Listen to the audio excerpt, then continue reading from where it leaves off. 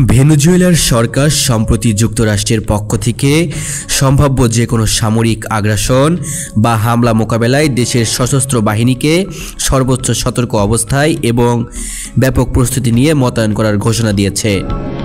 ভেনেজুয়েলার প্রতিরক্ষা মন্ত্রী ভ্লাদিমির পাদ্রিনোর নেওয়া এক বিবৃতিতে এই গুরুত্বপূর্ণ পদক্ষেপের কথা জানানো হয়।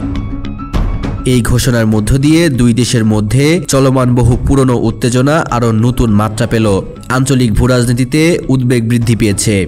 ভেনেজুয়েলার এই সামরিক প্রস্তুতির মধ্যে রয়েছে দেশটির স্থল, আকাশ, নৌ এবং ক্ষেপণাস্ত্র পরিচালনা বাহিনীকে কৌশলগতভাবে ব্যাপক মোতায়েন করা।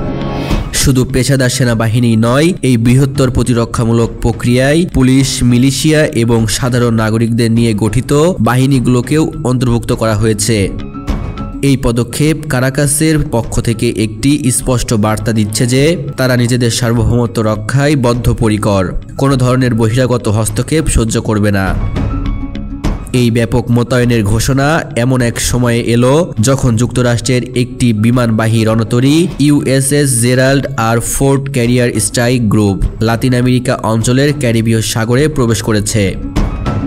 কমপক্ষে 4000 নাবিক এবং কৌশলগত যুদ্ধবিমান বহনকারী বিশ্বের বৃহত্তম এই রণতরীর উপস্থিতি নিয়ে অঞ্চলে তীব্র উত্তেজনা বিরাজ করছে। বিশ্লেষকদের ধারণা, নিকোলাস মাদুরোর সরকারকে উৎখাত করতে যুক্তরাষ্ট্র সামরিক পদক্ষেপ নিতে পারে।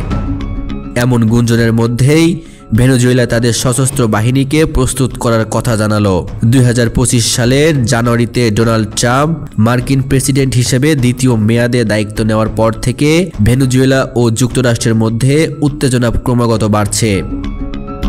এটি সুস্পষ্টভাবে নির্দেশ করে যে মাদুরো প্রশাসন যে কোনো মূল্যে দেশের সার্বভৌমত্ব রক্ষা করতে প্রস্তুত।